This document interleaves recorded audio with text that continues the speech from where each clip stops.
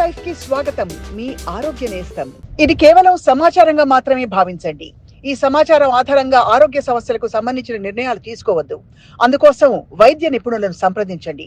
So మామూలుగా sir విధిగా ఇప్పుడు ఒక హెల్దీ అడల్ట్ని తీసుకుంటే మీరు వీళ్ళకి హార్ట్ డిసీజ్ ఉందని ఏ లక్షణాల ఆధారంగా this is a heart patient అని చెప్తారు?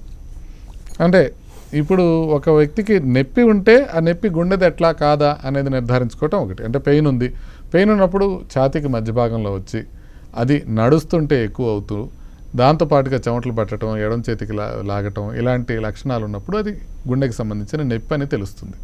అది నొప్పి ఉన్న టైంలో అనమాట. అంటే ఛాతీకి మధ్య భాగంలో మనం యూజువల్గా గుండె ఎడంవైపు ఉంటుంది కాబట్టి ఎడంవైపు నొప్పి ఉంటుంది అనుకుంటాం. కానీ గుండెకి సంబంధించిన నొప్పి ఛాతీకి మధ్య భాగంలో వస్తుంది, ఛాతీ మొత్తం వ్యాపించి ఉంటుంది. ఒక చోట పాయింటెడ్గా చూపించలేం.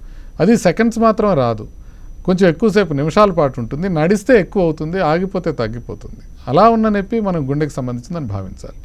సో అది మనకి నొప్పి ఉన్నప్పుడు గుర్తించే పద్ధతి. అట్లా కాకుండా నొప్పి లేదు, అసలు గుండె ప్రాబ్లం ఉందా లేదా ఈ వ్యక్తికి అని తెలుసుకోవాలి.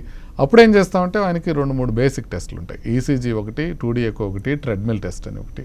ఇవి చేసినప్పుడు ఇవి బాగున్నాయని అంటే మనం ఆయనకి గుండె జబ్బు లేకుండా ఉన్నట్టే మనం నిర్ధారించుకోవచ్చు. కానీ ప్రధానంగా ఏంటంటే గుండె జబ్బు రిస్క్ ఫ్యాక్టర్స్ పైన డిపెండ్ అయి ఉంటుంది. కాబట్టి ఈ వ్యక్తికి ఏ విధమైన రిస్క్ ఫ్యాక్టర్స్ ఉన్నాయి అనేది మనం గమనించాల్సిన అవసరం ఉంటుంది. ఆ రిస్క్ ఫ్యాక్టర్స్ ఎక్కువ ఉంటే కనుక మనం పెయిన్ కొద్దిగా డిఫరెంట్గా అనిపించినా కూడా గుండెకి సంబంధించిన పరీక్షలు చేసుకోవాలి. అదేవిధంగా రిస్క్ ఫ్యాక్టర్స్ లేవు అనుకోండి, కొంచెం అలా ఇలా అనిపించినా కూడా పెద్దగా వర్రీ కావాల్సిన అవసరం ఉండదు.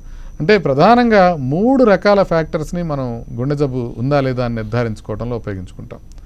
1 రోగికి ఉన్న లక్షణాలు, 2 రోగికి ఉన్న రిస్క్ ఫ్యాక్టర్స్, 3 తనకి చేసిన టెస్ట్లో ఉన్న రిజల్ట్స్. రైట్. ఈ 3 చూసి డాక్టర్లు ఎప్పుడు నిర్ణయం తీసుకుంటారు. అంటే ఇప్పుడు ఫర్ ఎగ్జాంపుల్ మిమ్మల్ని చూస్తున్నారనుకోండి, మీకు రిస్క్ ఫ్యాక్టర్స్ ఏమున్నాయి, మీకు ఫ్యామిలీలో ఎవరికైనా హార్ట్ ప్రాబ్లం ఉందా, మీకు బీపీ ఉందా, షుగర్ ఉందా, కొలెస్ట్రాల్ ఉందా, ఇది మన రిస్క్ ఫ్యాక్టర్స్ ఏ విధంగా ఉన్నాయి, మీ అట్లా మిగతా రిస్క్ ఫ్యాక్టర్స్ అన్నీ చూసుకుంటారు.